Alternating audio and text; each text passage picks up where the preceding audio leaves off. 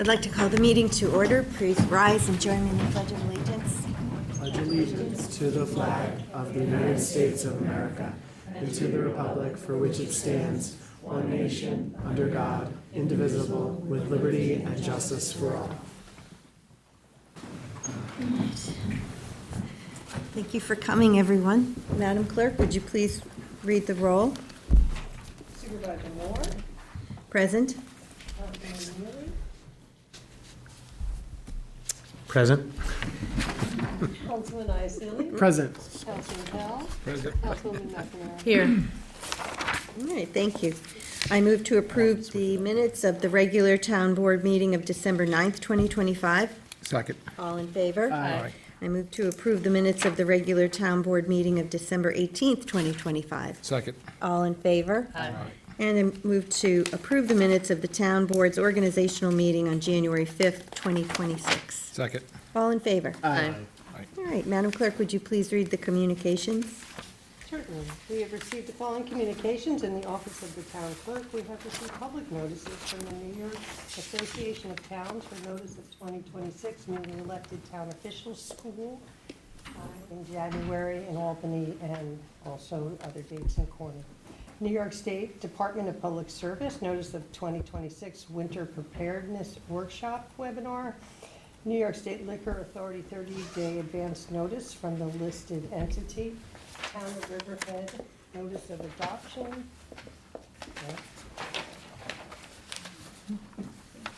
Town of Southold, notice of public hearing.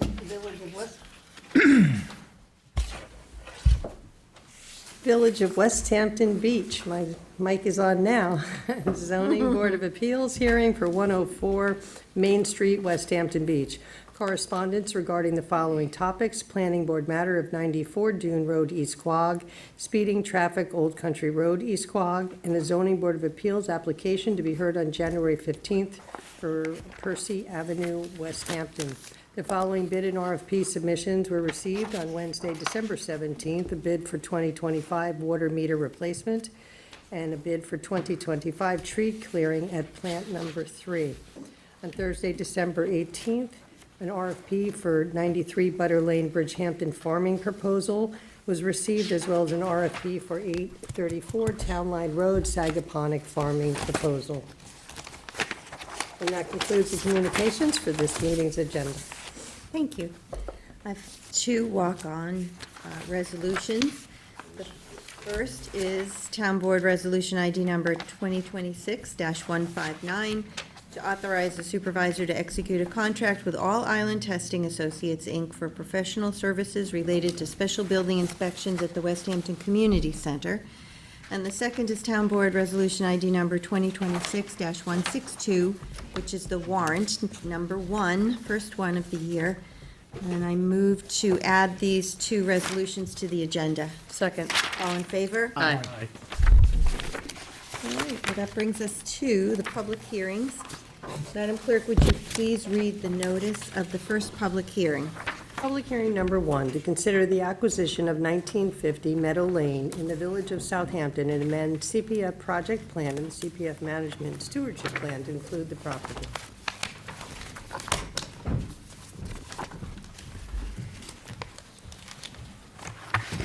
Good afternoon and Happy New Year, Town Board, Madam Supervisor. Nice to be here today for this specific property. Jacqueline Fenlon, CPF Manager for the Town of Southampton. Today we are here as Town Clerk Schurmeyer provided for the property at 1950 Meadow Lane in the Village of Southampton. This is known as Suffolk County Tax Number 904-21-1-11.1. So the owner is Francis R. Katz. They have expressed interest in selling the property for $25,800,000 to the town of Southampton. This property is not included in the project plan, so this public hearing is also before you here today to include this in the project plan. It is a recommendation that this property should be included in the Community Preservation Project Plan, designated under the Village and Hamlet Greens, Parks, Recreation, and Open Space Target Area. This property is unique because it contains maritime dunes, maritime beaches, and will preserve valuable shoreline along the Atlantic Ocean, which is serving coastal resiliency objectives and will further provide public access to the beach and Atlantic Ocean, thereby providing active and passive recreational opportunities for town residents. This also will help maintain the coastal dune system. If you can see on the aerial behind me, the village owns properties to the east and to the north.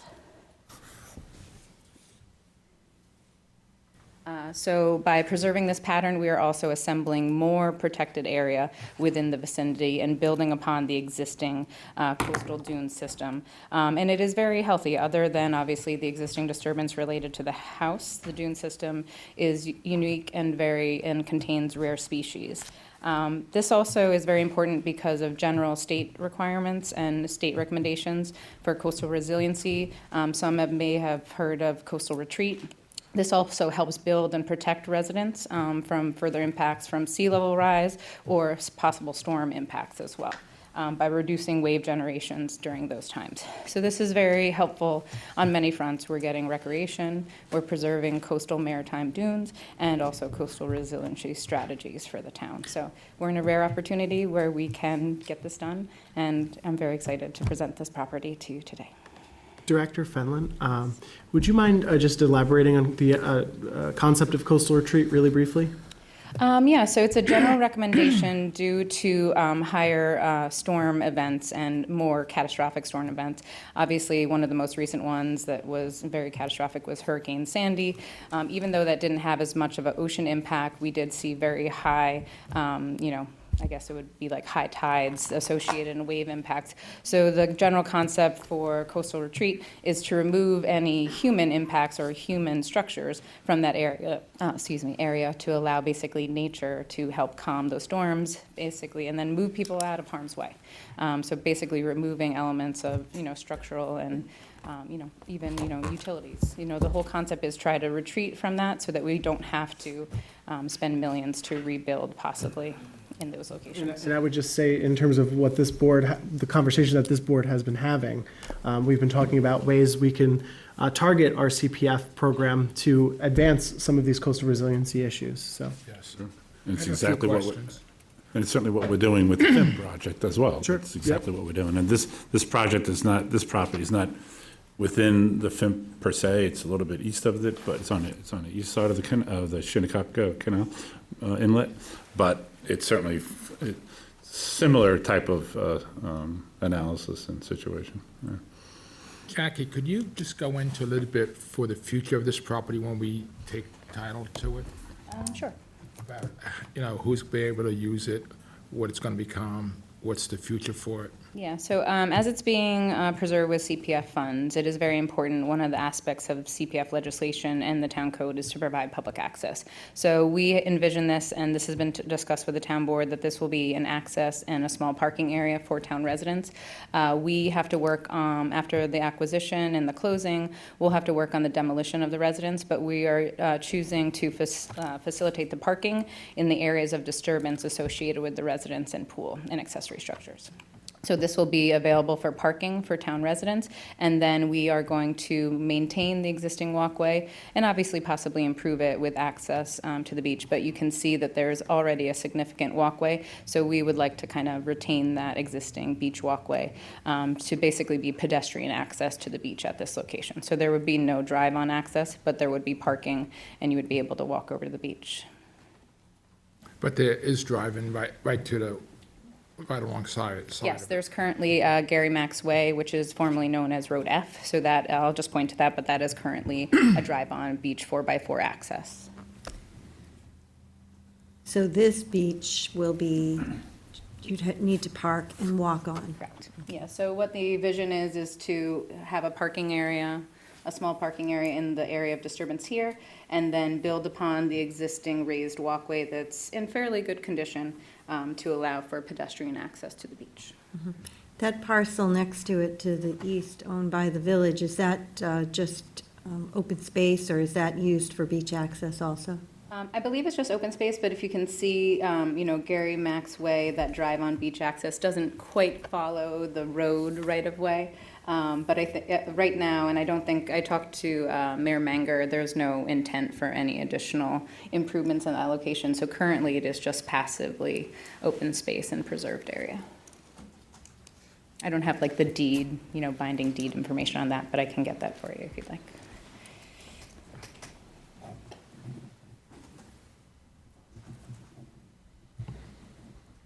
And, but any plans would be brought back to us so we can show the public. Correct. when we go Yeah, into it. first phase is to formally acquire it, get this on as a public CPF acquisition, and then next we'll have to gain, multiple estimates and put it out to bid for the demolition of the structure. But I think what is well suited is we'll be removing the environmental impacts of the residents, and then with that disturbance area, we'll be able to utilize that for a small parking area. So we'll work on the design with the town board, and then we can always obviously have a public work session once those plans have been finalized. And it's absolutely worth noting that this would be the only town beach in the Southampton Village area, so. Yeah, and that was something that the town board, wanted to make available for town residents, because it's village residents only in the vicinity. So to give additional access to town residents in this location. Which I would say would be very beneficial also for members of the Shinnecock Nation. All right. Then let's take some cards. We have several on Sure. this topic, so don't go anywhere, Jackie. Thank you. Thank you, Jackie. First speaker is Tim Corwin, and after Tim is Donna Bennett.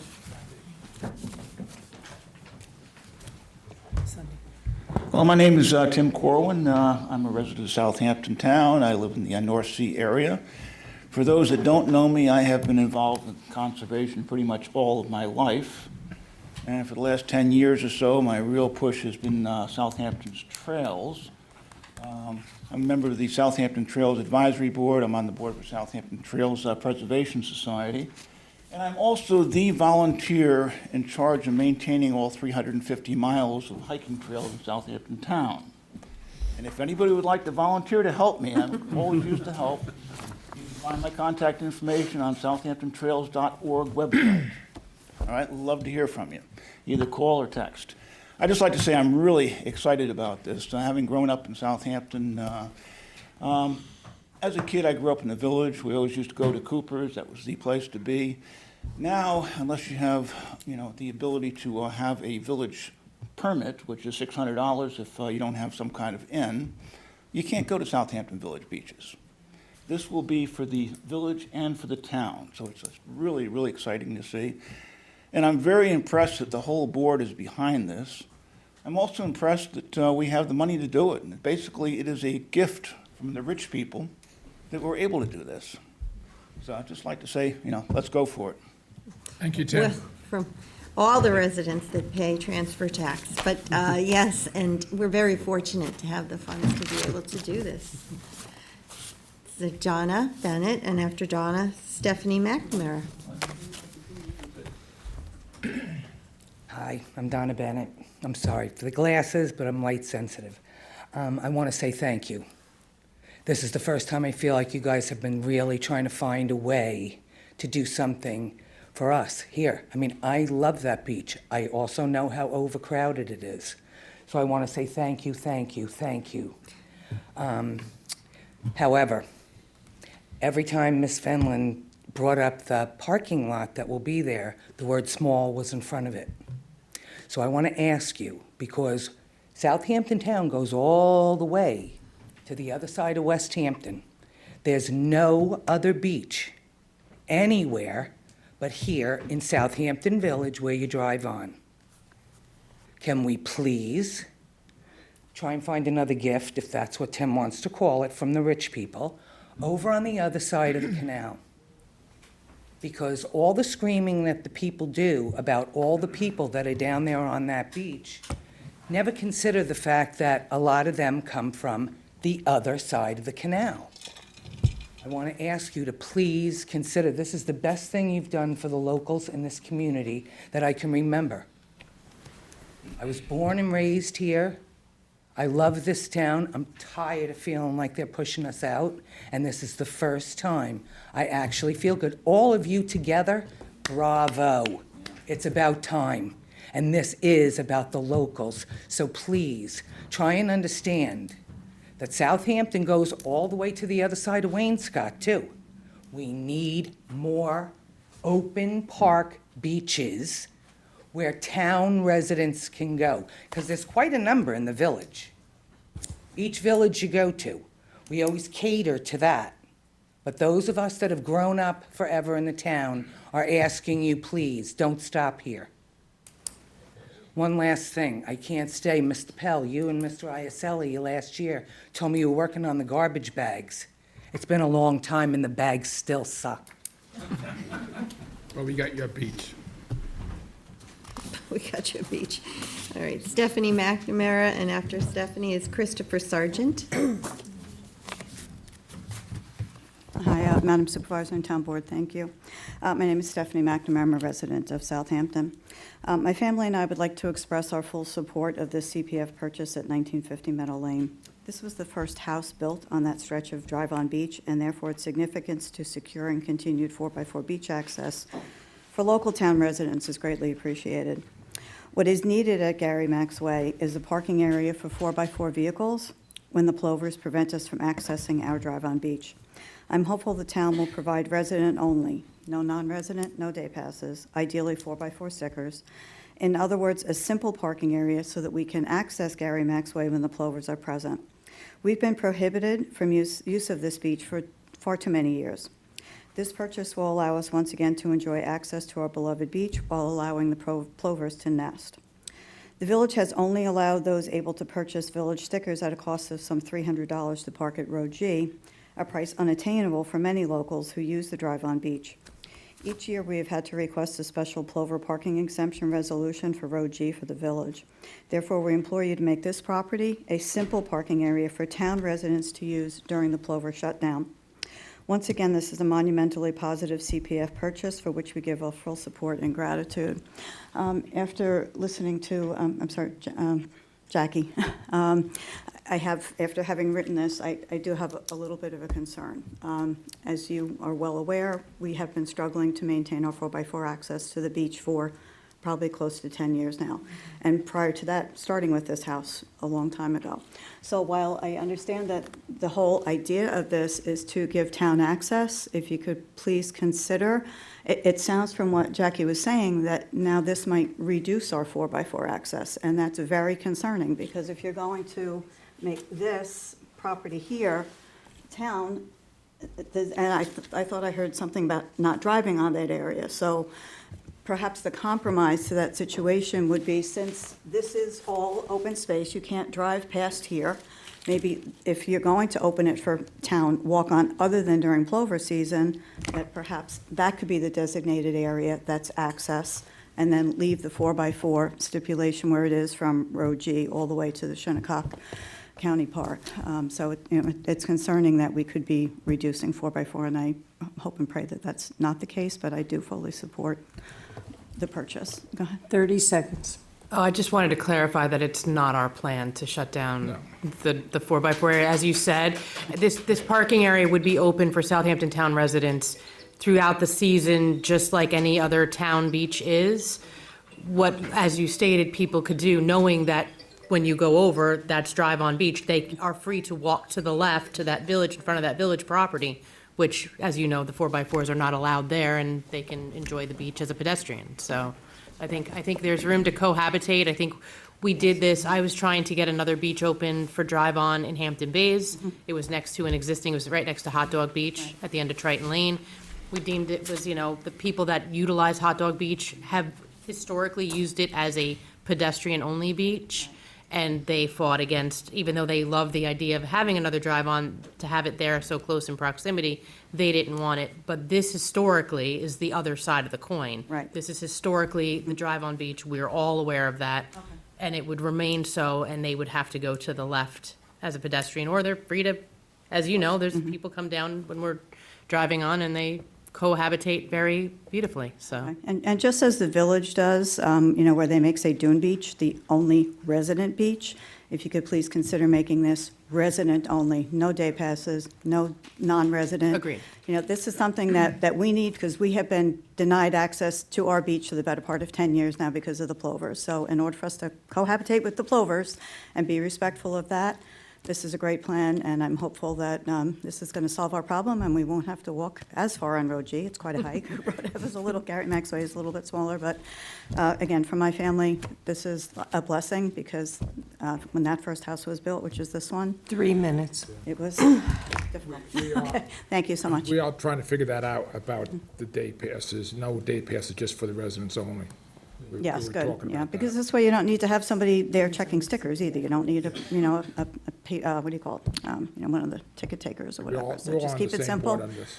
Just keep it simple. Maybe Portal Ave would be great, and beyond that, keep it simple. Okay, thank you. Thank you. Christopher Sargent.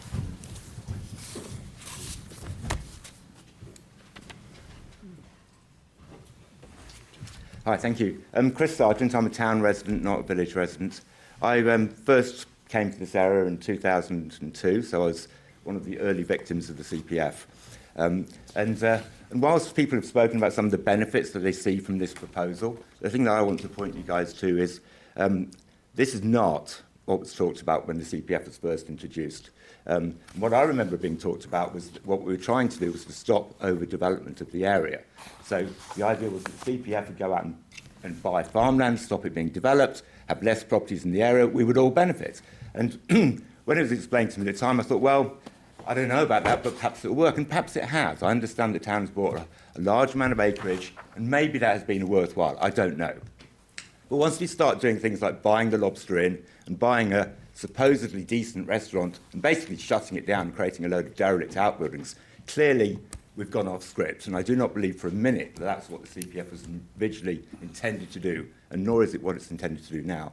And I think we've got the same situation here. And I think you really need to look at this and say, do we want to be the people who are buying oceanfront mansions from billionaires and knocking them down with taxpayer money? I mean, how's that going to look in the New York Post? This is what you've got to think about. And whilst I understand some of the benefits that people are talking about, I think you've got to try and find other ways of doing this. Because if this is truly the best thing you can do with CPF money, you need to shut the CPF down.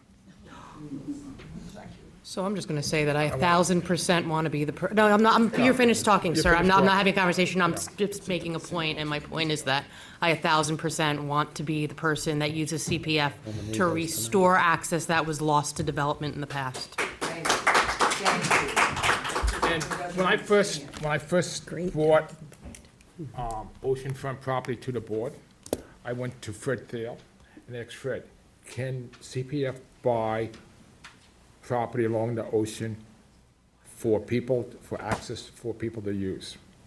And Fred said, yes, 100%, that's what it's for. It's a gift back from the wealthy people for the local people, and it gives you access. So that's what CPF is all about, access and preserving property. If it doesn't matter if it's on the ocean or it's a farm in Bridgehampton, where we just paid $40 million for, with one house, we tear the house down and you have 40 acres or 50 acres out there. Okay, how many people are actually gonna use that? Yeah, you drive by it, but this beach, my kids are gonna use it, my grandkids are gonna use it, Jackie's kids are gonna use it, and her grandkids are gonna use it, okay? And that's what it's all about, us helping this town survive. If we don't have access to the ocean for the people who come and visit, how many people, do you live on Meadow Lane? No, you don't live on Meadow, you live up. So how are you gonna go to the beach if it's finally closed off, okay? You can't, and that's what we have to do. I just want to add, preserving access to the waterways and the beaches, it's a critical responsibility in particular of the trustees. And I want to commend Councilman Pell for really taking the leadership on this particular issue from the get-go and helping to work with CPF and Jackie and Dan. Thank you for your coordination with us, because the preservation of properties like this are going to last generations. So thank you for your team. I took some guff from a piece of property we bought on Shore Road. Water access. we're gonna tear the house down or leave the house up, who knows, okay? But that gives that neighborhood access to that creek. And if I can do it in every neighborhood where there's a creek or a pond, give those people access and the whole town access to that area to use that waterway, it's a great thing. It doesn't matter if you're just going down to have a sandwich, what Mr. Holden used to do, the old surveyor he was quite old, he used to come down and have a sandwich, a peanut butter and jelly sandwich at Conscious Point. I used to see him down there. Or you use a stand-up board, or go swimming, or go fishing, or put a boat in the water. It's the right of people of this town to use the water. And if you cannot say you can't get to it, because we did not take the opportunity to buy a property in that neighborhood to give the access. Jackie, I want to buy more property on the water.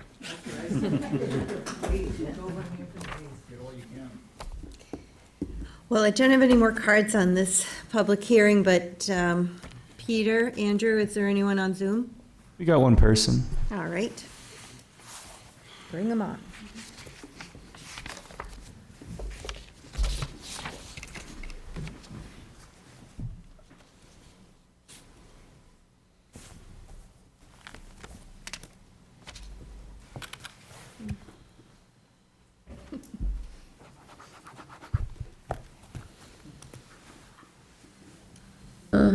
Okay. Hi. I'm Alex King, Chief of Southampton Village Ocean Rescue, and I want to say that we are fully in support of the acquisition of the Meadowlane property. This expanding the parking for beach access will significantly increase public use and will magnify the need for our ocean rescue life-saving services. I would like to take this opportunity to express our interest in expanding our ocean rescue services throughout the township of Southampton. Our jurisdiction right now is currently limited to the village of Southampton. To reiterate, we are fully volunteer first responders. Our dedicated team is made up of certified ocean lifeguards on call 24/7, 365 days a year, dispatched through 911. Aside from being on call, we patrol during high ripped current times. We lifeguard charity ocean and bay events. We certified over 50 lifeguards this summer. We had 75 children in our junior lifeguard program. We have an adult swim program. We have a swim program for young adults on the autism spectrum. And this coming season, we have a program to learn to swim program for families on the reservation. Our mission has always been to prevent drownings and to protect lives and support the community whenever and wherever we're needed. We have heard the public outcry for more ocean rescue throughout Southampton, and we want to say that we want to be here for you. Our volunteer services, let me say that again, our volunteer services minimally impact taxpayers. I hope that we can set up a work session with Supervisor Moore and the council as soon as possible so we can discuss the growing need for ocean rescue life services throughout the township at unguarded beaches and find a solution that benefits the entire community. The East Hampton Ocean Rescue First Response Team has had a long time proven track record of saving lives. There's no price you can put on safety. Southampton Town deserves to have ocean rescue at their disposal. Thank you for your time. Thank you. Thank you. Oh, sure. Yeah, Carl, you have some comments?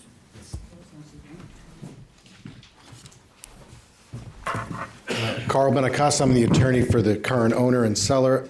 I just wanted to, again, reiterate thanks to Jackie and Dan for their professionalism as we worked on terms that were agreeable to all sides of this transaction. Speaking for the seller and her family, her children and her grandchildren, I can say this parcel was incredibly important to them as a family, and they are very excited to see the future of this parcel as being one used and enjoyed by the public, both for conservation and for recreation. So both as the representative for the applicant and as a member of this community, I wanted to thank the board for this acquisition. Thank you very much. Thank One you. more thing.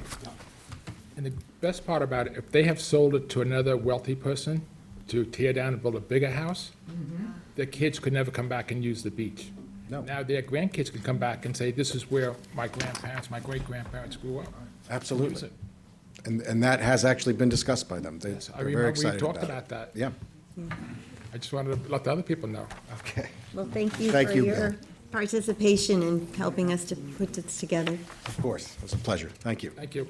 All right, well, if there's no other comments, then I move to close the public hearing. Second. All in favor? Aye. All right, very good, thank you.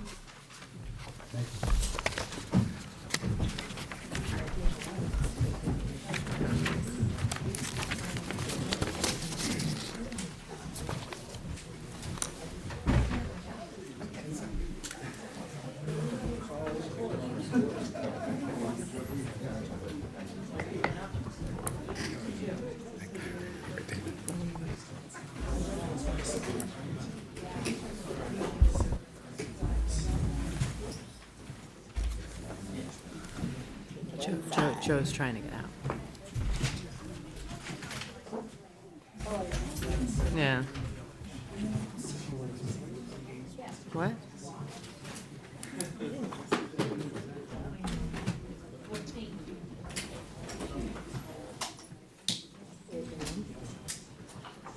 All right, let's continue. Madam Clerk, would you please read the notice for the second public hearing? Hi, Jackie. Public hearing number 2, to amend Town Code, Chapter 312, Vehicles and Traffic, Article 15, Turning Movements, Section 312-72.2, Right Turns Prohibited.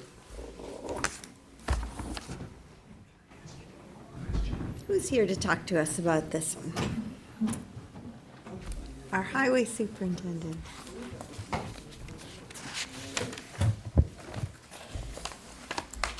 Good afternoon. Thank you, Town Board. Tom Neely, welcome aboard. Thank you. My name's Charlie McCardle, the Highway Superintendent. Here to talk about a public hearing on a town code. I want to start off with just a few things. I have in front of me right now is the final draft of the Traffic Mitigation Task Force, which most of you know, me and Tom Neely were the co-chairmans of that. This was the brainchild of Michael Isili. And I have to give him credit. He put together what I would call pretty much an all-star team of people on the board, from state, county, town, and village lawmakers, to police chief from the town, police chief from the village, to Department of Transportation Commissioner, myself, and several other people, including Maria Moore. Let me just read a few things from the report, if I could. In the introduction, just a brief thing, the task force was not merely intended to provide an examination of the underlying causes of these traffic-related issues and solutions, but also to enact a bottom-up approach to its functionality directed through public comments and concerns. The scope of the task force work included, but not limited to, the analysis of current traffic patterns, infrastructure limitations, and the efficiency of existing traffic enforcement measures. Ultimately, the task force goal was to identify the issues and formulate a spade and variable solutions that could mitigate the problems faced by residents, ensuring safer and more efficient roadways throughout the entire community. The task force would identify and examine known heavy traffic corridors, County Road 39, whether primary or secondary roadways, collect information from the public, collaborate with town highway, public safety, law enforcement, town engineering departments regarding potential solutions. Okay. As the report continues, in the conclusion, it says the Traffic Mitigation Safety Task Force embarked on a comprehensive, multi-faced investigation into the complex traffic challenges that impact Southampton Town. This involves the process of data analysis, composing traffic flow patterns, crash statistics, and infrastructure capabilities. Today, and that brings us why we're here today. Part of the afternoon traffic pattern that we've changed includes some changes, some add-ons. Today we have the turns on Henry Road and Tuckahoe Lane, And quite honestly, even if we didn't have this new traffic pattern in place, those two restrictions should have been in place years ago. They're both dangerous turns. To come out onto 39 in the afternoon is very, very, very dangerous. Now, you probably will hear from people that live locally that might be opposed to the changes, because it's an inconvenience. They may have to drive around, they add a few minutes to their time. But I'd like the board to consider these changes and think about the greater good of what we're doing out there. Thank you.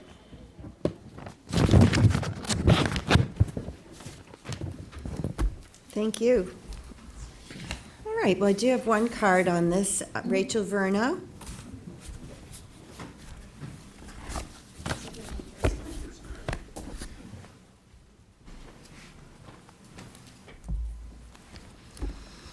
Good afternoon, everybody.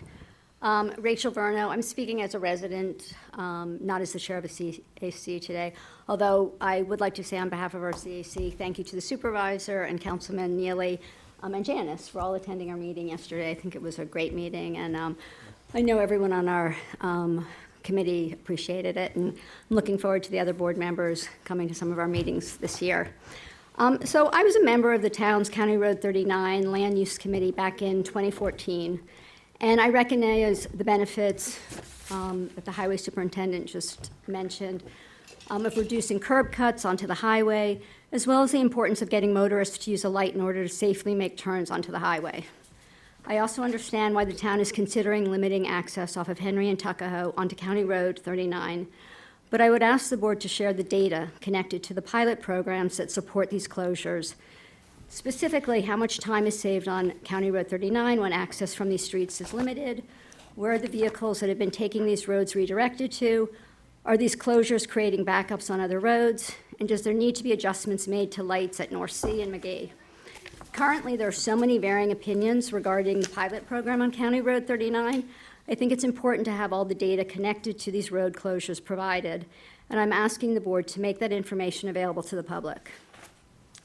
I'll mention that the town has an access management plan for County Road 39 that makes a very different recommendation for Tuckahoe Lane, so even more reason to have any of this new data made available. If the road closures aren't data-driven, I'd ask the board if they could explain the criteria being used for these type of road closures. What exactly are the benchmarks that need to be met in order to trigger a decision to close a public road? Lastly, I'd ask the board if they could explain the methodology and cost for implementing and enforcing all of these road closures. Over the summer, the Highway Department had someone stationed at the entrance to Diamond Court from 6 a.m. to 10:30 a.m. on a regular basis.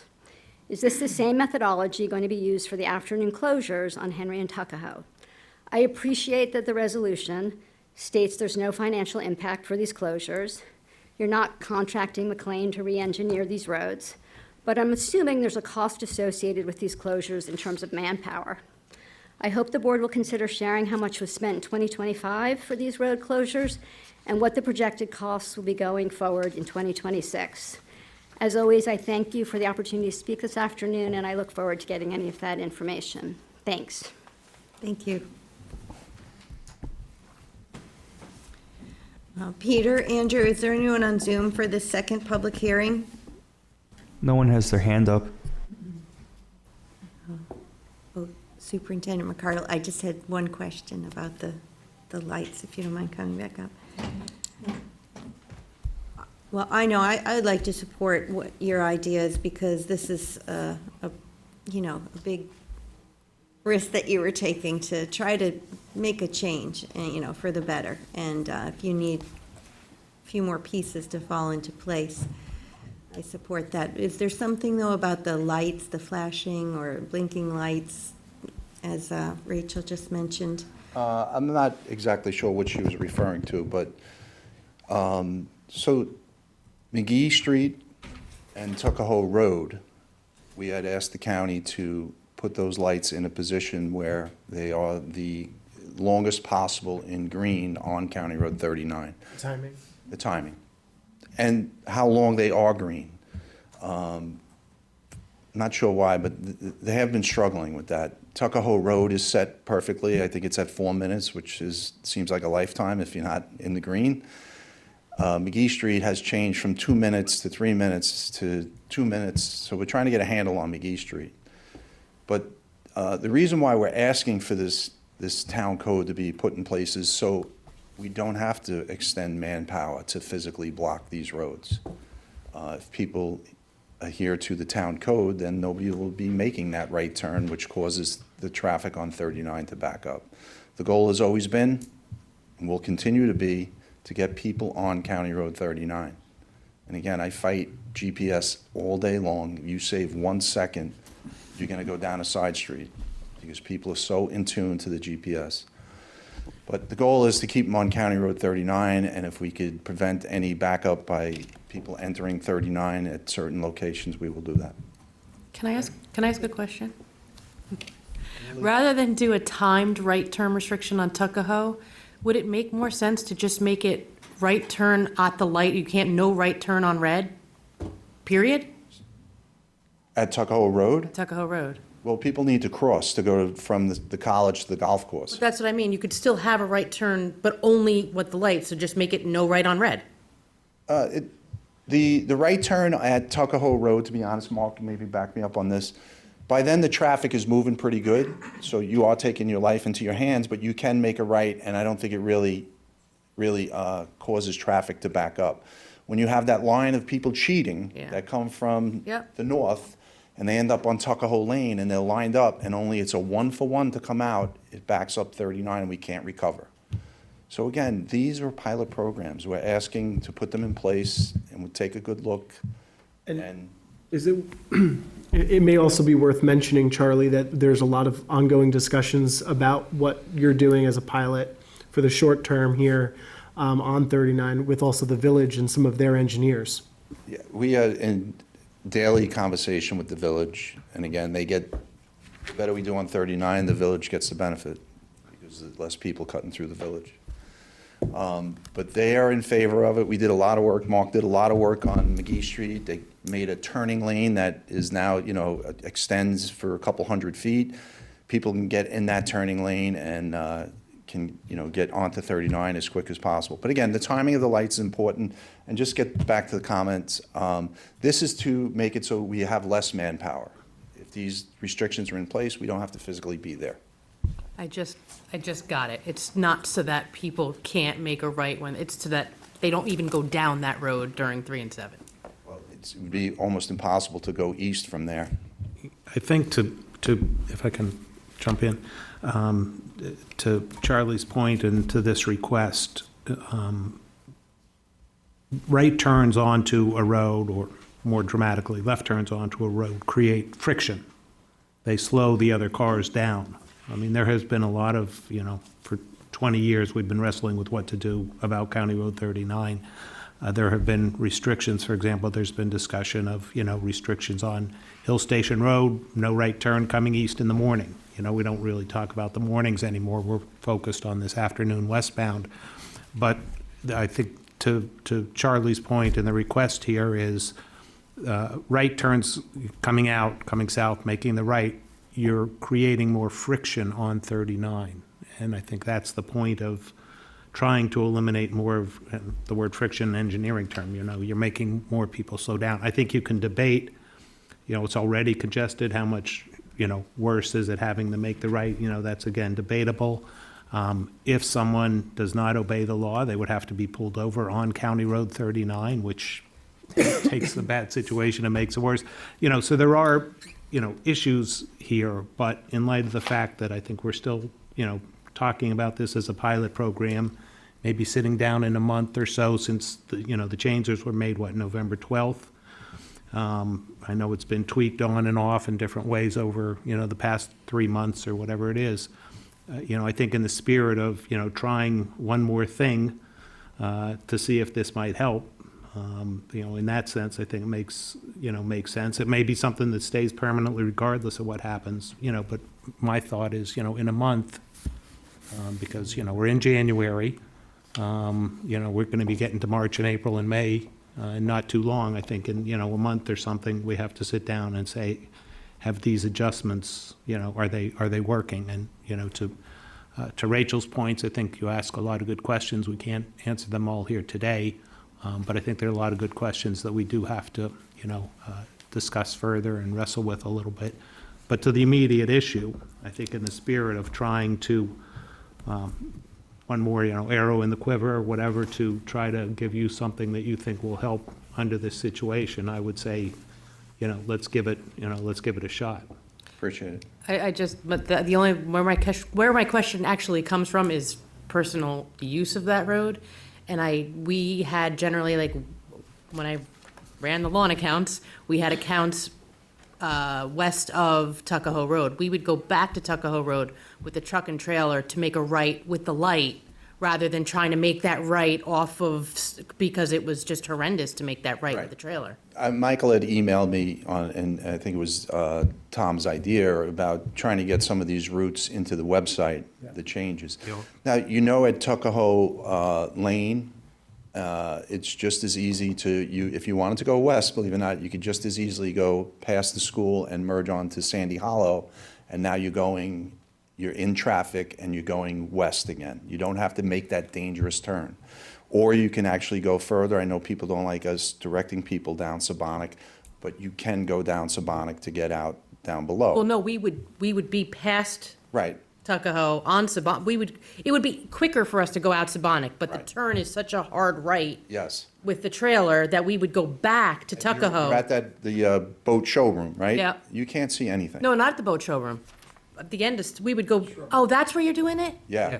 I'm thinking Tuckahoe, I'm thinking the golf course road. No, Tuckahoe Road, Tuckahoe Lane, right. Tuckahoe Lane, it's Take everything I said and throw it out the window. 'cause Tuckahoe Lane is- I was talking about the light at Tuckahoe Road. Tuckahoe Lane has I'm sorry, I was, east of it, there is, I don't know how the county let them, but there's a retaining wall for that building you You're can't fine. see.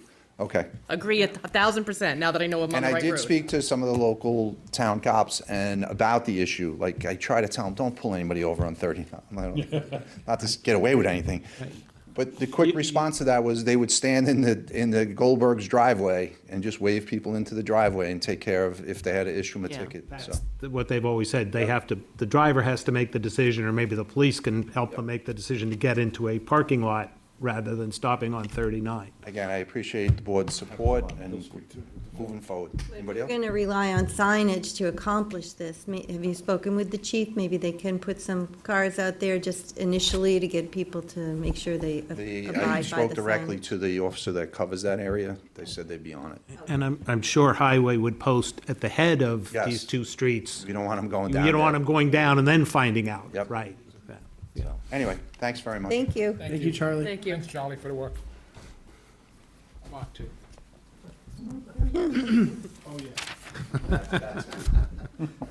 Really, Jen? All right, well, if there's no other questions or comments, I move to close this public hearing. Second. All in favor? Aye. Madam Clerk, would you please read the notice for the third public hearing? Public hearing number 3, amending Town Code, Chapter 312, Vehicles and Traffic, Article 3, Stop Sign Intersection, Section 312-9, East Quogue, Tiana, and Hampton Bays Hamlets to Shinnecock Canal, subsection A, north of Montauk Highway. All right. Who's going to speak to us about this? That's what I thought. You're back up. Charlie McCardle, Highway Department. Pretty much what she read. It's needed. Yeah. I do think it's important to note that an engineering study was done. Correct. We're talking about this intersection, yeah, Vale at Old Country. An engineering study was done, which does. So this intersection in particular, as we know, and clearly Cindy knows, is the East Quogue Elementary School is right around the corner. And we asked the engineering department to come up with what intersection would serve best to have the stop sign. And most people would be like, oh, of course, the one where the school is. And they came up with the theory that, no, we'll go a little bit further because it's two spots where people will now slow down. You have the crosswalk for the school and now the stop sign a little bit up on Vale. Old Country Road has been a racetrack for many years, going way back. So hopefully this will just calm some traffic And that's pretty much it. I'm looking for everybody's support. Yeah, I mean, the We community. received some letters on it, right? We did. We did get community support letters for this. There has been, I believe, we have support from the East Quogue Civic, the East Quogue Board of Education. Many community members, they were asking for this when I was chair of the CAC. And the question, you were right, the question was they wanted Central, but Central, I think, is too close to Lewis, that it's not really, You're not getting enough speed up. and to sometimes enjoy traffic it. backs up through that intersection, so it's not. You also have the parents that pick up the schools, the kids at school, and that backs up right off of there. Were the other ones on this too, the three yield signs that we're It's a changing different over? one. That's in the, No, Another this- public hearing. No, you'll be back. Yeah. any other questions? Thanks. If I could, Just as Tom mentioned, there was an engineering report, and it indicated that the stop at this intersection is reasonable and would be helpful. So- it may not solve the speeding problem because No. traffic, engineering tells you that stop signs don't stop speeding on a 1.25-mile long road. But it does perhaps, help solve other problems. And, one of the questions or thoughts I had, looking at the study, I believe the sidewalks go all the way to Vale. Might this be an appropriate place for you folks to put in a crosswalk, since it's now going to be a protected intersection?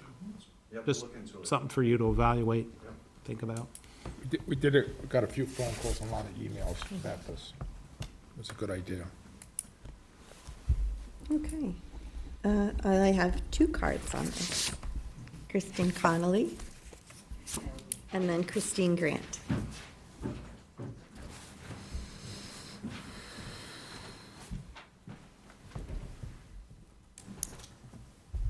I think this has broad support with everybody, I hope, but I've made some remarks.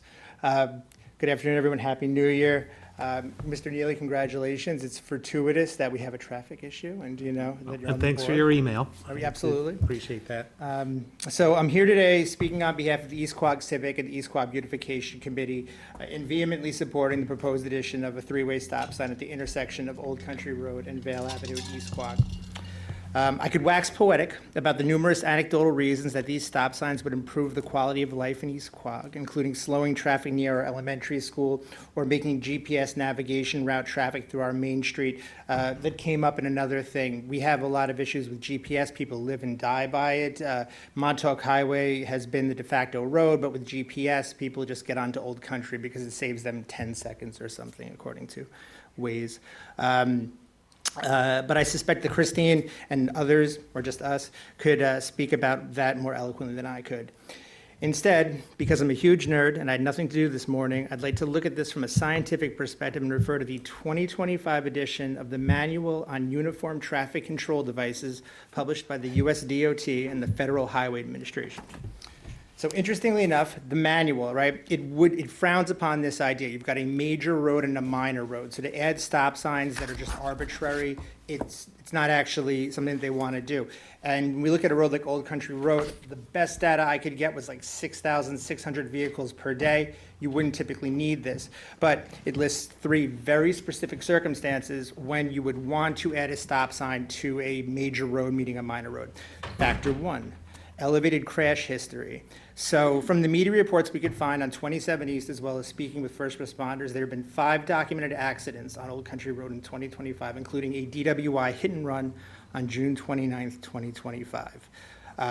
The vast majority of these accidents are single vehicle accidents. The manual says that stop signs can help in those scenarios. It specifically mentions installing stop signs or stoplights in that. So factor 2 that comes up in this manual is called sight distance failure. Old Country Road curves south and decreases in elevation immediately after Vale when traveling eastbound. It's also an area of the road that's experienced numerous vehicle versus tree accidents over the years. The manual recommends normally fixing sight lines as best practices, or changing the grade, but when it's impossible due to grade, homes, or vegetation, like in this situation, it recommends installing stop signs, lights, and other traffic control devices. And then there's the third factor, which is when an intersection is operating as two important streets, basically, or there's heavy pedestrian crossing demand. So pedestrian crossing demand exists because we have kids walking to school. There's one of the only sidewalked roads in East Quogue. It's Old Country Road, so we have heavy pedestrian traffic there in the morning. Crosswalk, great idea there. And then others would argue that Vale's also an important road. People who live on Vale would hate me for saying this, but many people who live east of Vale might cut through Vale to get to Old Country Road to get to Riverhead or Sunrise Highway. So those are the three factors to install stop signs on roads when they don't normally meet that normal equation. And I hope to never have to read this book again. 30 seconds. And other than that, just on a separate note, thank you guys for purchasing that property in Southampton Town for the new beach. It's wonderful, and it's absolutely, to go against that other gentleman, it's absolutely in the spirit of the CPF fund. And when he said victim, I'm proud to pay CPF on a piece of property because of what keeps our community our community. Thank you, guys. Can I Appreciate just it. say I appreciate your mentioning the MUTCD, because I held back from talking about it. Yes. But it's on my favorites bar on the computer, so I appreciate your referencing it. Thank you for your research. All right, Christine Grant.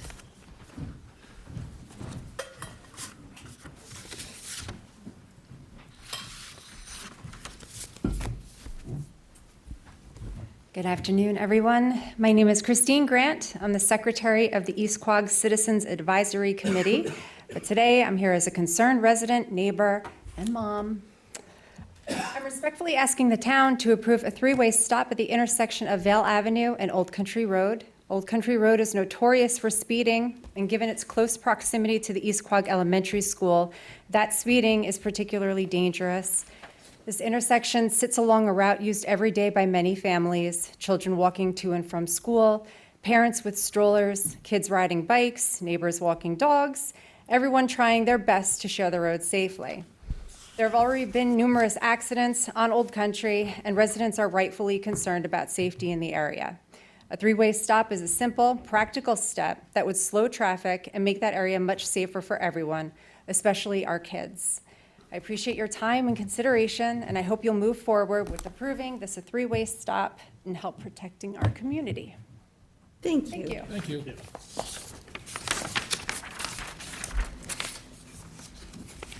Okay, so Peter, Andrew, is there anyone on Zoom for this third public hearing? No one has their hand up. What do you say, no hands up?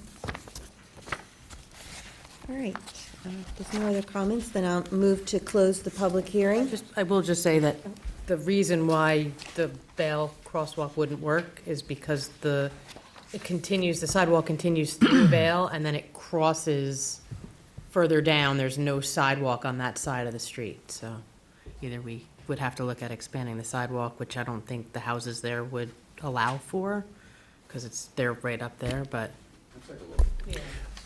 I would just like to say it's great to see the board taking a lot of proactive measures lately on some traffic mitigation and safety. And thank you to the Highway Department. Really appreciate everybody's collaboration. Yeah. Thanks for bringing these to us for consideration. And I'm proud to support this. Me too. Okay. So, I need a second to close it. Second. All in favor? Aye. All right. Madam Clerk, would you please read the notice for the fourth and final public hearing? Public hearing number 4 for a local law to enact a new Article 6B entitled Hotel Development Overlay within Chapter 330 zoning of the Town Code and add sections 34.5 through 34.10 to enable the discretionary review of small-scale tourist accommodations in highway business zoning districts. The yield signs are on for adoption. We already had the public hearing. Bye.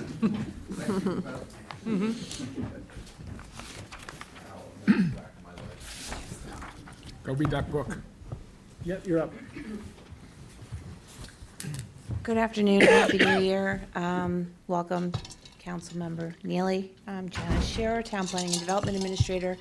I was not here for the hearing at the special meeting on this, but I'm happy to answer any further questions or discuss this floating hotel development overlay code with you.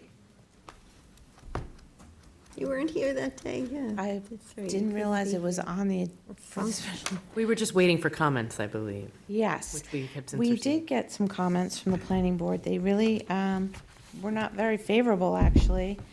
And tried to appear with them and kind of talk about it. But, you know, it really comes down to how do you confer a land use, right? You have some options. This is a tool for you to use. If you don't like the tool, you don't have to do it. So, you know, it's either permitted use, a special exception use, right? Those things happen through the planning board. A zoning action is a case-by-case basis. So you're saying this isn't something that just goes to the planning board. This is something that we want to comprehensively plan and do it on a case-by-case basis. Of course, it's still in the highway business corridor. So it comes up and someone says, how about here? And we go, well, how many other hotels are near here? And what is this going to do to does the community like it? Do we want this? And you can use that discretionary power to say, yes, we do want to move forward, or no, thanks.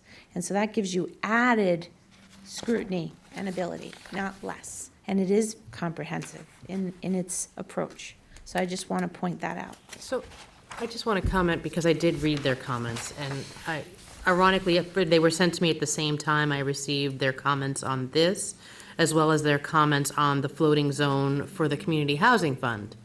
And so on this one, they said they do not favor the use of floating zones for planning. But in the Housing Overlay District, which is another floating zone, they fully supported it. So those two kind of conflicted, and they also, I think there was a comment that I read that it was, you know, too close to a PDD, and, you know, we got rid of PDDs. And the reason why we're revisiting these floating zones as zoning tools is because there is no mechanism for things like this that benefit, that broad community support and benefit the community. So we're looking at a way to narrowly allow these things with a lot of discretion, and yet after they went and said PDD's no good, one of their suggestions was that we cap it at 40 units but allow up to 65 with community benefits, which was part of the whole reason why PDDs were done away with, right? Because community benefits were seen as arbitrary, and it became a give us this, we'll give you that kind of scenario. We're saying we don't want that in the picture. We want to be able to very narrowly take a use that right now our code doesn't really allow anywhere and decide where it's appropriate. And so, you know, to me, that's a very sensible thing to do, and I found it odd that they wholesale did not like this floating zone, but fully supported the Housing Overlay District, which was also a floating zone. They had their reservations, and I agree with you, that it didn't entirely add up, in my view, but. Well, could one say, though, that there, you know, between the two uses, affordable housing, which is pretty limited and narrow as well, in comparison to this particular measure, the implications of the use are much different. Whereas with respect to the hotels, there's other things to consider. You know, a lot of those, you know, hotels are going to yield a lot more additional traffic. Not necessarily. Some of those hotels are going to have more amenities that would, again, yield additional interaction and, you know, public use. But, you know, it's a good point. I mean, I think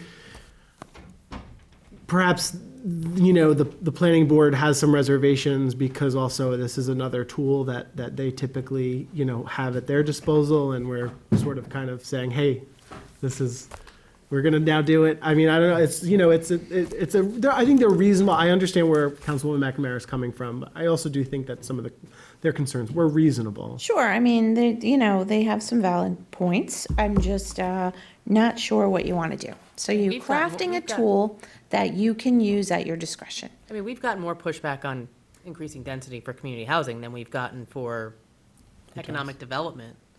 Right, so projects. you're definitely consistent with the comp plan, because the comp plan tells you to provide more small-scale tourist accommodations. So that first and foremost, is consistent. When you go to land it, you're creating a tool that exists in the code, Right. but it doesn't exist on a piece of property. Until we vote to land Till you it. vote Yeah, to land it. correct. And it is it's been tested in the courts. This is a valid method. And we This did is a start tool. by looking at the entire zone and saying, can we craft a code to allow it as a special exception in this zone? And it was just too prolific. Yes. And this is like our only tool that we have to be able to say, we're not going to allow it everywhere. We're going to only allow it under very certain circumstances where it makes sense. So the floating zone thing that people are skeptical of is just another tool for you to be creative, be flexible, and promote the general welfare of the public who says, hey, we want to reuse this property for this hotel use. Wouldn't that be great? And you go, what? No, it's not allowed. You could say, well, it might be allowed.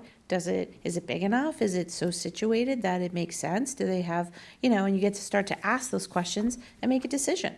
It may be yes and it may be no, but at least you don't just foreclose on the opportunity to take a look at it when the community is asking you to. So you're just creating something that you can use at your will. And I'm not trying to be harsh on the planning board, I'm just, the two contradictory things were, yes, in this case, we support it, which I can see their point of maybe the community housing they see as a community benefit in itself, but I see economic development as a community benefit as well, so. I think I'm in the somewhat unique position of having been on the planning board when those comments were drafted, and now being on the town board. And I don't want to sit here right now and try to explain all of the comments that were provided by the planning board. I don't think that's appropriate. I think maybe at some point now or some point should go through those points. I can tell you, however, there was, and I think you kind of alluded to it there, the community housing, I believe the board felt, there is some compelling need to keep that process moving, that there is, a need, to work on the community housing aspect. There was not, I don't believe, such a great sense of urgency for the hotel overlay district, and that there was a sense that, it needed some more work. For example, I know question that, came up, the description is, small to mid-size, whatever the phrasing was. We were talking, the legislation talks up to 64 units. Well, 64 units, I believe everybody on the planning board felt like that's more than a small hotel.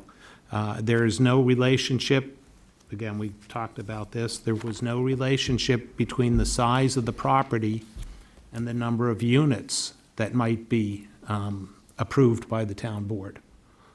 We said, There is. It has to be a minimum of 2 acres.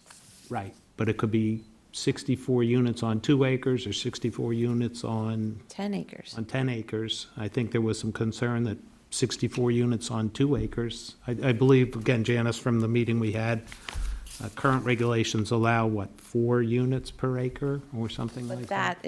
That's why you have no hotels, because that's not going to work for anyone. Right, So what's the right. magic number? This is our question always. What is the magic number?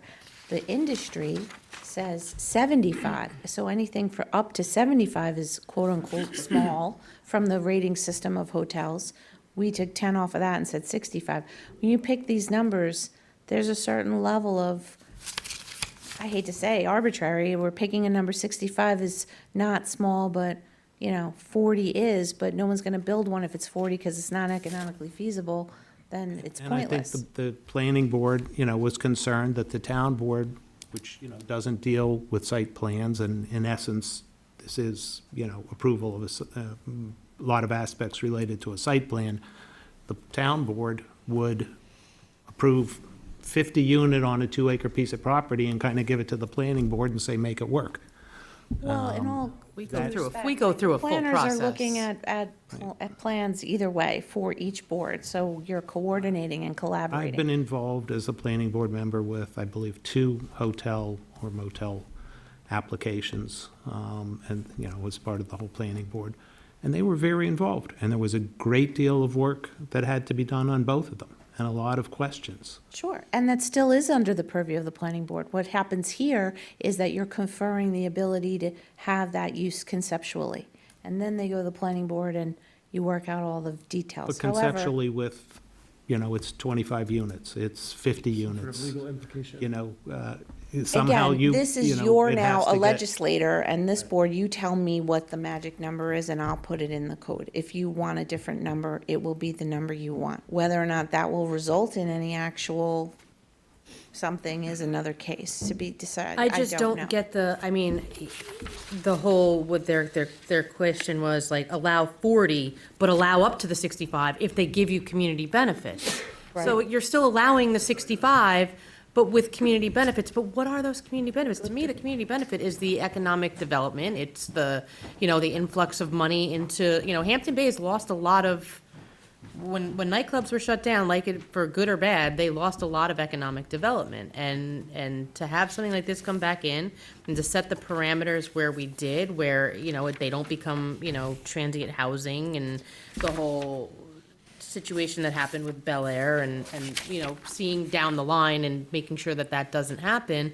But then also having enough units where, I guess maybe because I think the planning board doesn't have the benefit of the conversation that we had with the developer, whereby, in order to have a name brand behind this hotel to make sure it doesn't become, long-term housing, you have to have a certain number of units. They won't even look at you if you're under, 40 units or lower, because you just won't get that brand recognition, and you won't get also the long-term benefit and the brand's reputation for not allowing that hotel to become something that the community was told they're not going to get.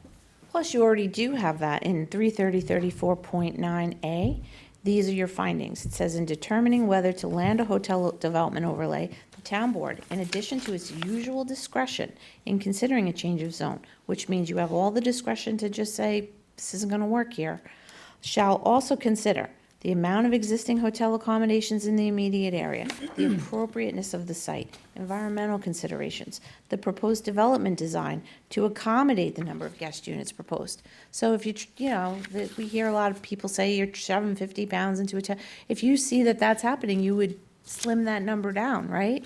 The need for additional community benefits or off-site improvements. So in the zone change realm, you don't need a PDD to get some off-site improvements as a mitigation or otherwise. So you can do that anyway.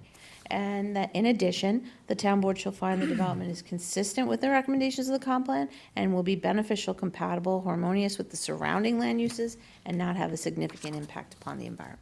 So all these things come under your purview to even say, does this make sense in this location? If it doesn't make sense, you say it doesn't make sense. If you said, well, it makes sense, but not at 65, only, what if we knocked off these units and, kind of reconfigured? You always have the referral power to the planning board to get that coordinated input, which is important if you are lead agency. It's for you to debate, decide. I could rewrite it, do whatever you like, however you want. I just want you to know I'm not, averse to changing anything if you want to. My suggestion might be, now that the town board is, looking at those comments and has responses to some of the comments, maybe a dialogue, through you to say, well, like we do in, federal applications and things, you have to, here's the comments, here's our responses, maybe there's a need to go back and say, the town boards discuss these, and, these are our feelings. Somehow. Well, you would anyway create in that the dialogue. secra analysis. So when the town board does its secra, it's called reasons supporting this determination, and you would have that maybe narrative that describes thank you. your thought process, that even though we read these recommendations, these things, and you have the chance to collaborate and rewrite that on your behalf. So whatever, if I can be of further assistance or any changes, I'm here for you. Thank you. Thank you. Well, I don't have any cards from those present today, but How long has this been open for? we had a work session, and I think this is the first time it's on. No, This is December second. There was a 9th. first public hearing, then it was tabled and brought back at the special meeting in December, and then it was tabled again to today, if I'm not mistaken. You do have, we didn't put a notice of adoption in the packet, so that would be forthcoming if it's the will of the board. And So we had a meeting on December 9th, and then we got the comments from the planning board, and now we're having another public hearing on the 13th. Correct. And the county has determined it to be local determination, so This is you the have what third you need meeting to it's been act. Would we be open to Second just holding it public open hearing. for one more Yeah. meeting? I am. Just so that, It's not on for adoption today. no, I understand, just so that people can, review this if they have not heard it and have the opportunity to speak once more. I mean, that way we know where does the community stand on this? I Because mean, this is the third public hearing I think we've gotten. But if we're going to make changes, we'd have Then we to have to start all renotice. over again anyway, so we might as well hold it open in case there's any Are there changes changes from that the you would board like? based on the planning board's comments and. Okay, so you'll let me know if you want changes? Great, thank you. So are we keeping open for written comment, or are we having another a fourth public hearing We could just do it for written. for 2 weeks? What do you want to do, Supervisor? I just feel as though there's some additional discussion that should be had, so we can have another work session, but we can hold this open. I mean, I think if we're having a work session and we're going to make major changes, we may as well close this now and renotice a new public so hearing. here's my position. I'll just make my position known. I just think because this is a big process change, right? It's currently situated where applicants are going before the planning board, right? Tom, you could comment on that. Now we're saying they could come to us because of, and I get the, you laid it out very nicely about how this, I'm just thinking maybe it requires a little bit more time just to review, make sure this is all set up in a way that works for everybody. Because it is a big change that the town of Southampton would adopt in terms of our development procedures. We've had it open for 2 months, but if you want to keep it open, it's fine.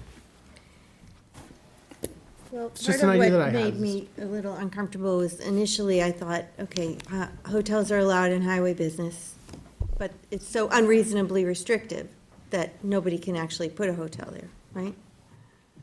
So that's why we're going this way, rather than just allowing them with restrictions.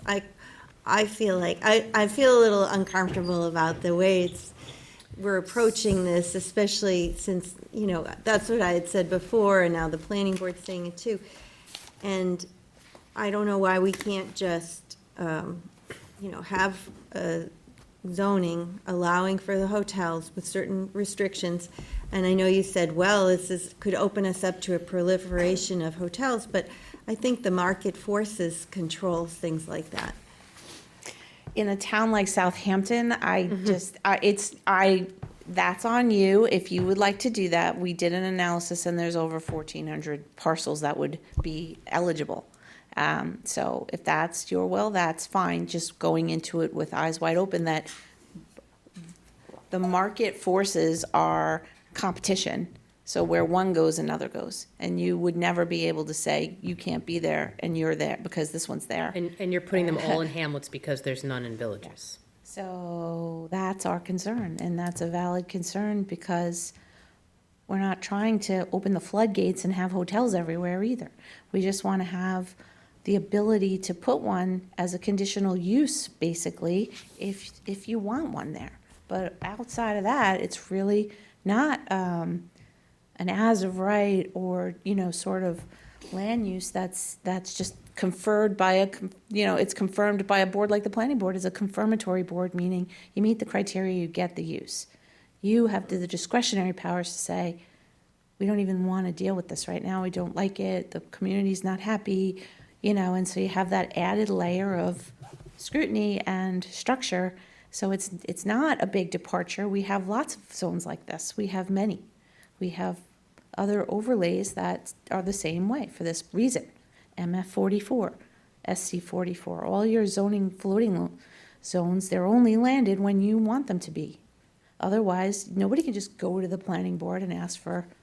Yeah, something just doesn't seem right about that you can say yes to it in one location and then just refuse to consider it in another. It's a zoning change, so you have discretionary power, right, Jim? I mean, I don't want to. You're saying, in this one particular location, it's okay, but down the street, we're not looking at it. It just seems as though I don't want to say spot zoning, but it seems as though we're just saying yes to this spot, no to that one, instead of saying, here's a zoning district where it's allowed under these conditions. And then, can just like do it saying, that way. we don't want any more pharmacies. So we're going to tell you where the pharmacies can go, instead of saying, I mean, people aren't going to, you're not going to put 10 pharmacies in one community because they're not going to be able to sustain themselves. If you pick the spot where one, that's a traditional way of zoning. It's sort of becoming more antiquated because of the fact that we get challenged when we say only here. And then one, you know, it can only, if I said, okay, right here is the hotel zone, right there.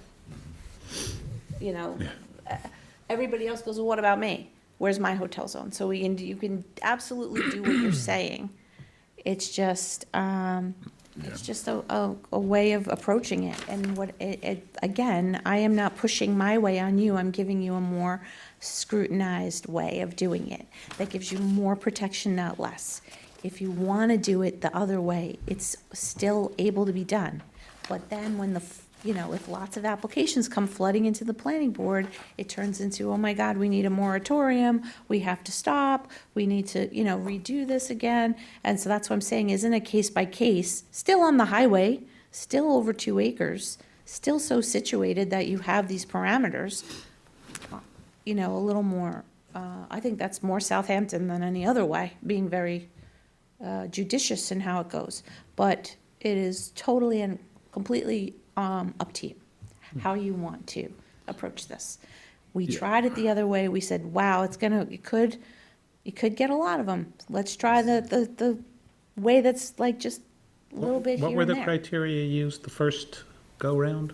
Again, it was Anything over anywhere anything in, well, we would just expand, just say, in HB, allow hotels as a use in that category, SE, right? And then we went through that. Up to 65. Okay, yeah, so make it a special exception. We did in that the already, and highway now we're coming full circle back to the beginning. Because if you do it that way with do a it special that way- exception, you're talking about 1,400 parcels outside of villages that could have hotels on them. Yeah, but that's not gonna happen. But you can't say that's not gonna happen, because we don't know that, because it's not, It's not gonna be on, like.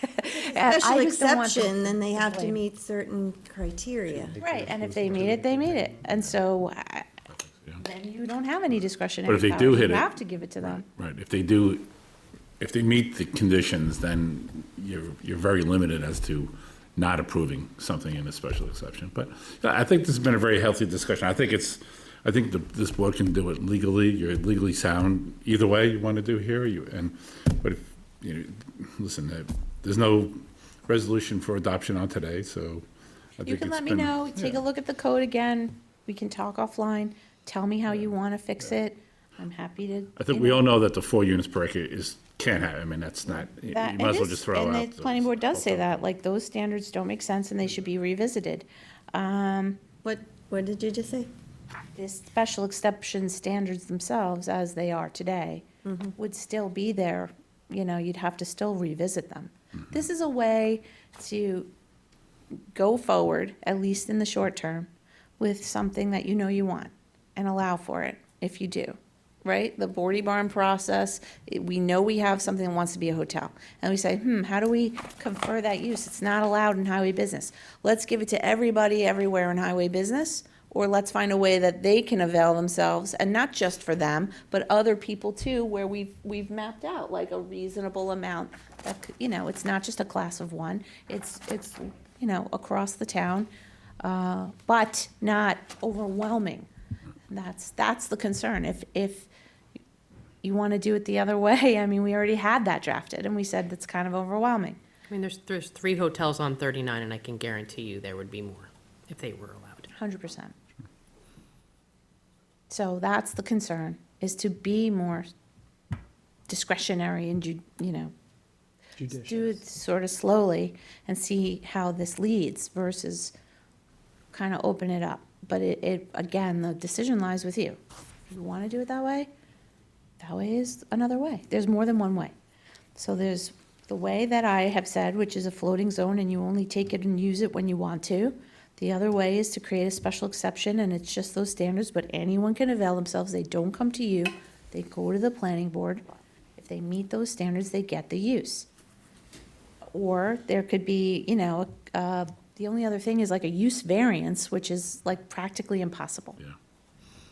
So those are our tools. We're looking at the toolbox, going, how do we build this? We only have these 3 things.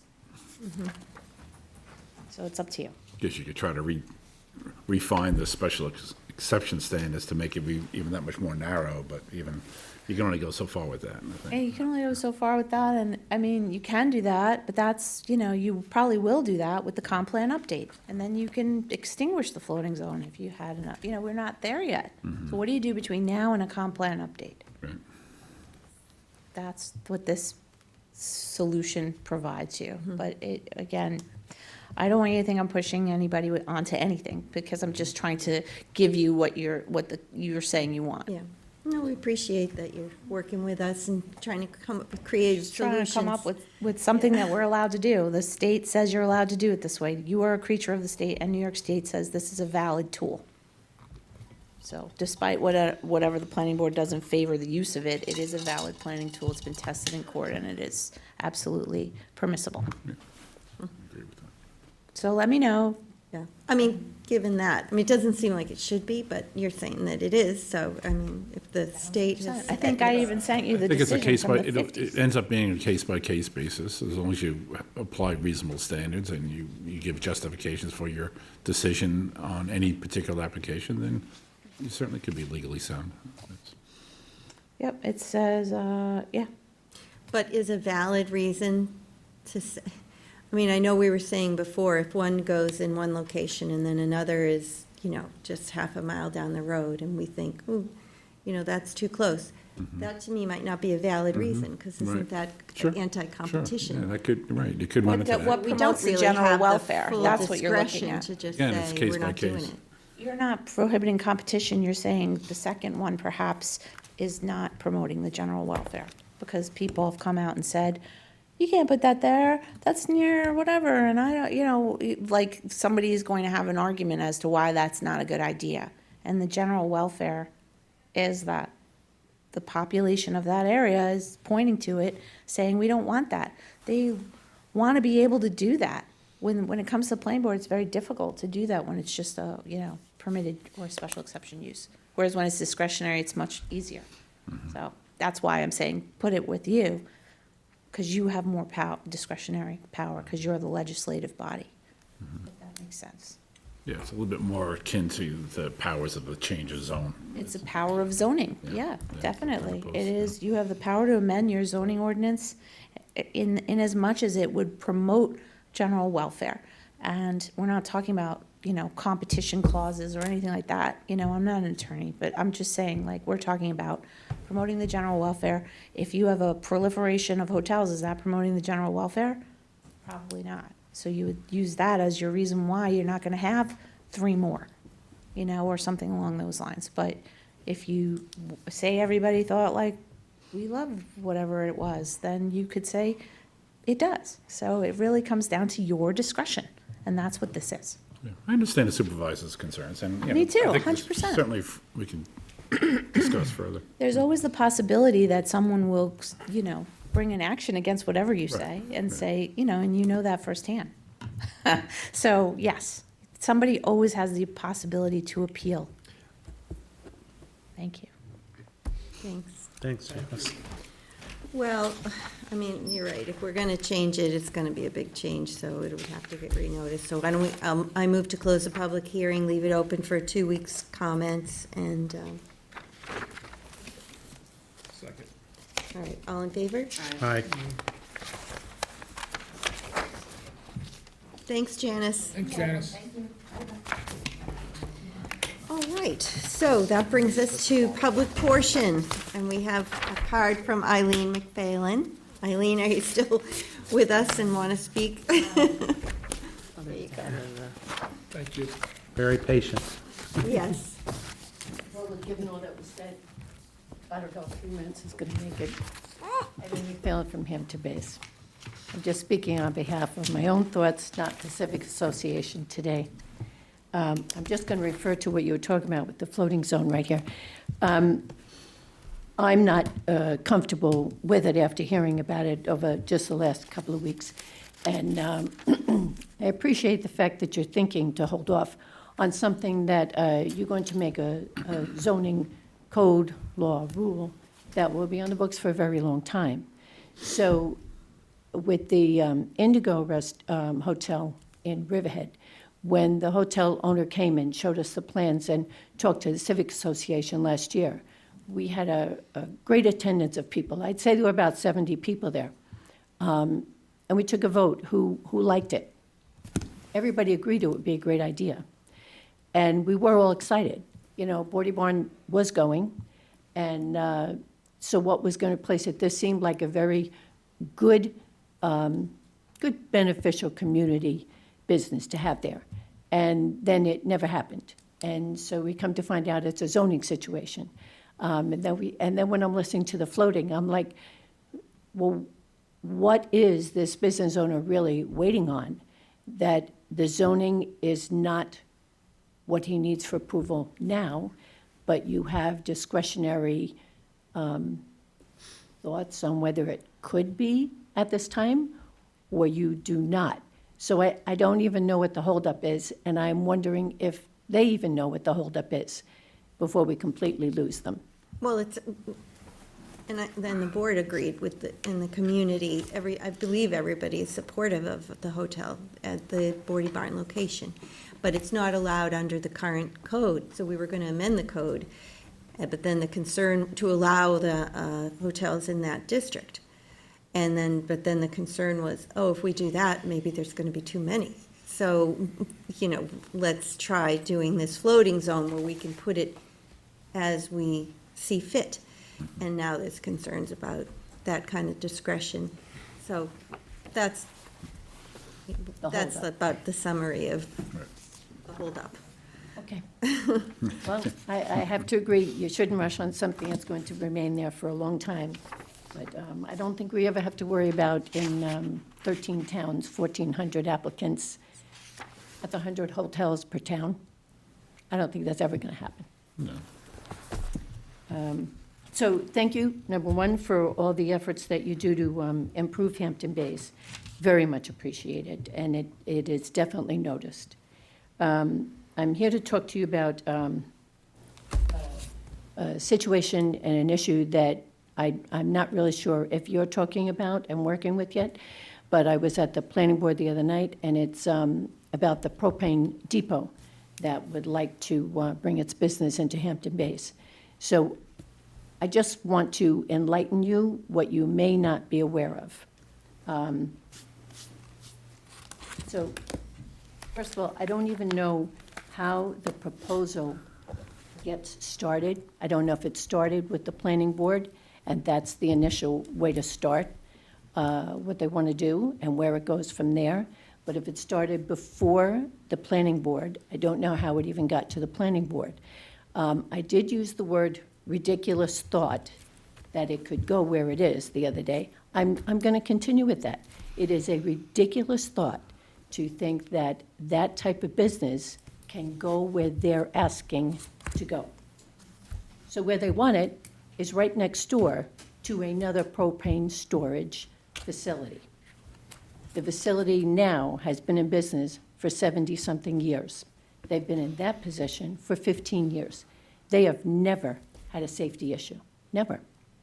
They've got 80,000 gallons of propane on their property, but Propane Depot wants to have $80,000 80,000 gallons of storage right there on the same property. So it's not miles away, it's right there.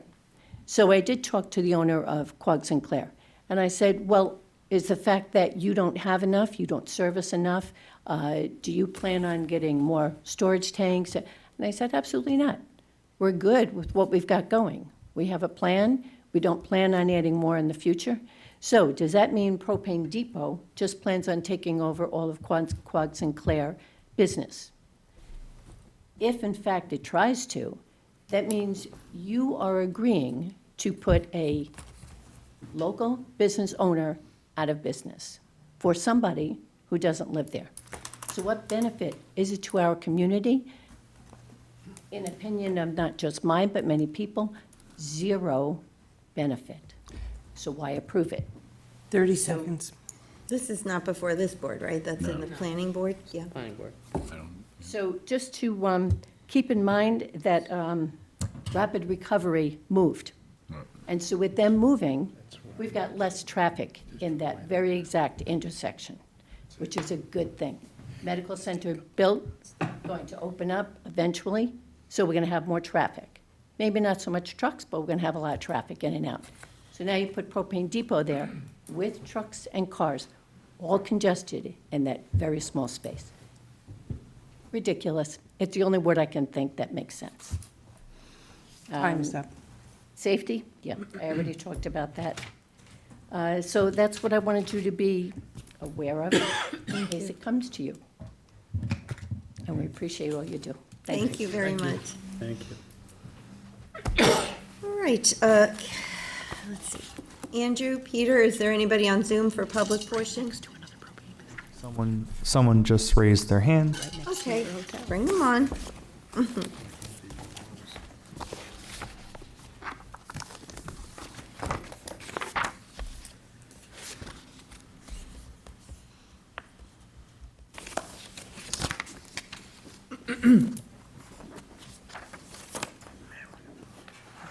The councilman? No.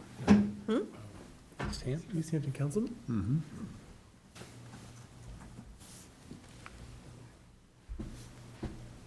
But, do you want to address him? I think that's councilman. There it is. Hello, can you hear me? Hi, yes, welcome. Councilman. Welcome. Hello, my name is David Lease. I'm calling in no official capacity at all. I tried to get on for the public hearing, number one. I apologize, I could not do that. But I thank you for the time to speak now. My name is David Lease. I'm calling from your neighboring township of East Hampton. I'm calling in no official capacity at all. I'm calling my own behalf. Dear Supervisor Moore, Distinguished Supervisor Moore, and other distinguished members of the Town Council, I'm calling in the capacity as a former member of Citizens for Access Rights and an advocate of public beach access and safe, enjoyable beach driving. Beach access is of regional importance, and regional Southampton and East Hampton combined in that. The continued and increasingly need for public beach access to our beaches and waterways is a right that has been desired by our residents since 1686. Your potential actions I believe are harmonious with your town's comp plan and also the general obligation law of the CPF as far as coastal resiliency and open space and providing recreational opportunities. You will be providing the future generations opportunities to recreate at Southampton Town's beaches in perpetuity. I commend all of you for your foresight, courage, and dedication to continue the advocacy of the public's desire to access the greatest natural resources that our towns have, its beaches. I thank you again for allowing me to speak. Have a nice day. Thank you. And thank you for your comments. And Thank you, Councilman. for participating. All right, if there's no other comments, I move to close public portion. I have one comment. Oh, please, go ahead. You can This is public portion. turn your mic on. Since it's public portion, I just want to wish the other council person a happy birthday. Happy birthday, Cindy. Thank you. Yes. Thank you. I had a very nice birthday. You That's did. good. Very far away from here. Are you ready to go back to work? I am. Yeah, you can close it. Thank you. All right, I need a second. Second. Close. All in favor? Aye. All right, let's move ahead with the resolutions. Town Board Resolution 33 of 2026, award and authorize supervisor to sign contract with Quintal Contracting Corp. For tree clearing at plant number 3. Second. All in favor? Aye. Town Board Resolution 2026-0041 to authorize purchases from WB Mason Company Incorporated using Suffolk County and Eastern Suffolk BOCES contracts. Second. All in favor? Aye. Town Board Resolution 43 of 2026, award and authorize supervisor to sign a contract with Saks Utility Solutions LLC for water meter replacement. Second. All in favor? Aye. Town Board Resolution 2026-0088 to authorize the acceptance of a donation of abandoned vehicle from the Police Department. Second and co-sponsored, Madam Clerk. All in favor? Aye. Aye. Town Board Resolution 2026-0092 to authorize the supervisor to sign any and all documents with iWork Systems, Inc. for cloud-hosted software. Second. All in favor? Aye.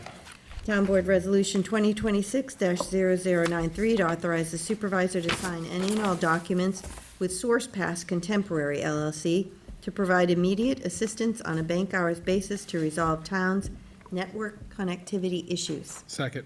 All in favor? Aye. Town Board Resolution 94 of 2026, authorize the supervisor to execute any and all documents pertaining to the 2026 transportation contract with Suffolk County Office for the Aging. Second.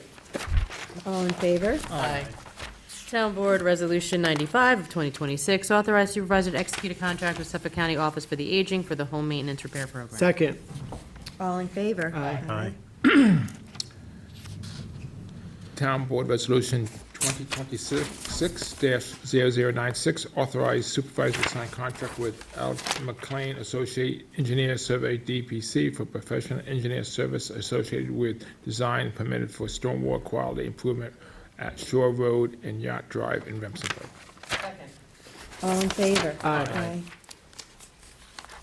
Town Board Resolution 2026-0097, authorize the change order of professional service related to the engineer service at Penny Park with L.K. McLean Association Engineer and Survey. Second. All in favor? Aye. We're getting closer. Town Board Resolution 98 of 2026, recall and amend Town Board Resolution number 2025-1529, authorize the supervisor to execute an agreement with Long Island Telecommunications and Electronic Services, Inc. for the portable radios, the Hampton Bays Water District. Second. All in favor? Aye. Resolution 2026-099, authorize supervisors to submit a grant application for the 2025-26 local government official grant program for Regent Marine Operations Sharing Service. I asked the other town board members if they would like to co-sponsor this with me. Sure. Yeah, I will add absolutely. And second. Yes. Thank you. All in favor? Michael. Town Board Resolution 2026-100, authorize supervisors to submit a grant application for the 2025-26 local government official grant program to Regent Stormwater and Invasion Maintenance Share Service Project. Second and co-sponsor. Yes, I'd like the whole town board to do this, please. Be glad to, Bill. And these two grants are Full for... board? Yes, these two grants, what we're applying for are to share rescue barge and a back truck with other towns, with other villages. Yeah, and it's really great. Yeah, The same. shared services will all benefit from that. Yes. Need to vote. All in favor? Aye. Aye. Town Board Resolution 103 of 2026, recall and amend Town Board Resolution 2025-1108, authorize the supervisor to sign a contract extension with York Analytical Laboratories, Inc. to provide water analysis to the Hampton Bays Water District. Second.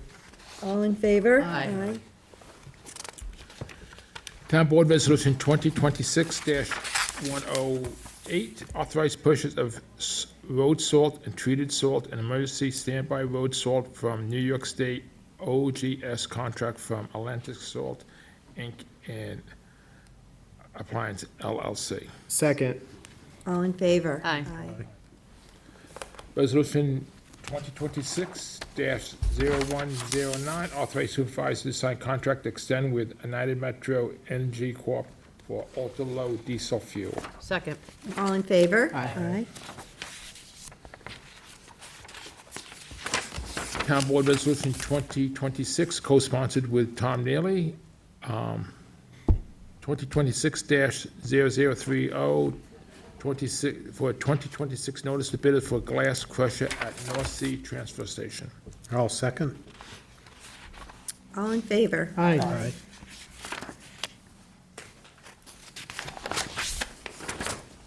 Town Board Resolution 2026-0032, notice the bidder for street sign blanks and reflected sheets and traffic marking. Second.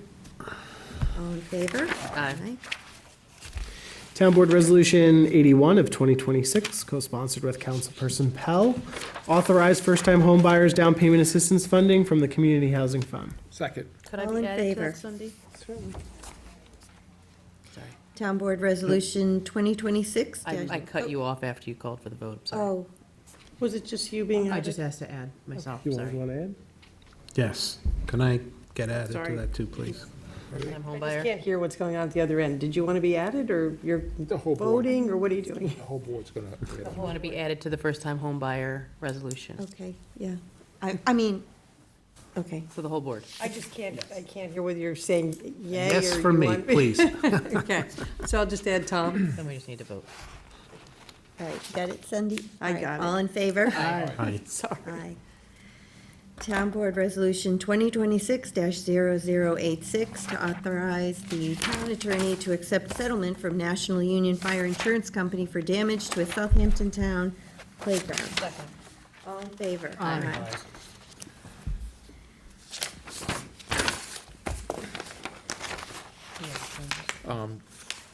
Here we go with these. Yes. Sponsored with Michael Izell, Town Board Resolution 2026-0003, resolution to adopt amend Town Code Chapter 312, Vehicles and Traffic, Article 5, Turn Movement, Section 312-72.2, right turns for forbidden. Second. All in favor? This one I'm going to have to amend on the floor.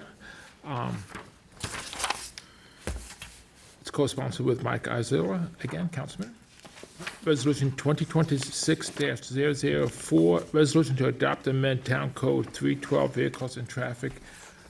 I move to amend for the subscription error on page 35, the two changes that indicated north and south should say south on page 37, where it indicates south, it should be north.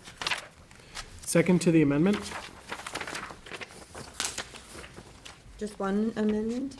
Yes. On page 37? It's 35 and 37. Fordham Drive and Lincliffe Road. Three new stop signs in Hampton Bays, south of Montauk Highway. So all in favor to the amendment? Aye. And As amended? As amended? Same second? all in favor? Aye. I'm going to abstain. I wasn't part of the board during the public hearing process for that, so I'll abstain. Okay.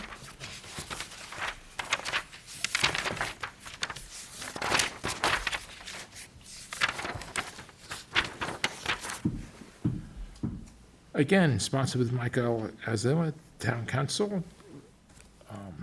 2026-0005, resolution to adopt amend Town Code Chapter 312, Vehicles and Traffic for purpose of removing 3-Yale intersection in Hampton Bays, south of Montauk Highway. Second. These were the ones being replaced with the stop sign. Yes, yes. Second. All in favor? Aye. Aye. And I'll abstain again. I wasn't at that public hearing. Wasn't on the board. Again, co-sponsored with Councilman Michael Azilla. Resolution 2026-0006, resolution to adopt amend Town Code Chapter 312, Vehicles and Traffic, Article 3, Stop Sign Intersection 312 at East Quogue, Tiana, and Hampton Bays, Hamilton, Shinnecock Canal, section at north of Montauk Highway. Second. This is, we had the public hearing tonight. Just had it. Yes. Right. All in favor? Aye. Town Board Resolution 2026-0002 to authorize the Conic Bay Region Community Preservation Fund tax refund to Thoroughbred Title Services LLC regarding a tax overpayment. Second. All in favor? Aye. Town Board Resolution 44 of 2026, co-sponsored with council members Pell and Iacilli, authorizing installation of 3 new streetlights on Noyak Road in Noyak. Second. All in favor? Aye. Town Board Resolution 2026-0083 to appoint Frank Belson to Custodial Worker 2 in Municipal Works. Second. All in favor? Aye. Town Board Resolution 2026-0080 to appoint Craig Carroll to Maintenance Mechanic 2 in Municipal Works. Second. All in favor? Aye. Town Board Resolution 2026-0082 to appoint Robert McConnell to Custodial Worker 2 in Municipal Works. Second. All in favor? Aye. Town Board Resolution 2026-0085 to appoint Brandon Martinez Jimenez to Sanitation Helper in Waste Management. Second. All in favor? Aye. And Town Board Resolution 2026-0101 to accept the retirement of Eric Benson. Second. All in favor? Aye. Congratulations to everyone. Congrats. Town Board Resolution 105 of 2026, resolution, co-sponsored with council members Pell and Iacilli and Supervisor Moore. Resolution setting a public hearing to amend Chapter 111 in connection with special parking permits. Second. On the motion, this is to amend the town code and to continue to allow East Hampton town residents that live in the village of Sag Harbor to purchase permits that allow them access to Long Beach, but they will no longer be permitted to buy passes that allow access to our ocean beaches of W. Scott Cameron, Sagmain, and Mecox Beach. We have found that the lost revenue on those it's quite a lot of money, and it also, Scott W. Cameron is a resident-only beach, and those beaches have become very crowded, and so it doesn't seem right to take access from town residents away and sell access to East Hampton town residents. Oh. They will still have access to Long Beach because that was in the deed for Long Beach that they have to have access. But they will, if they want to enjoy the town ocean beaches, they have to buy a non-resident But permit. we love our East Hampton neighbors. Yes. That's on for January 27th. 27. Second. All in favor? Aye.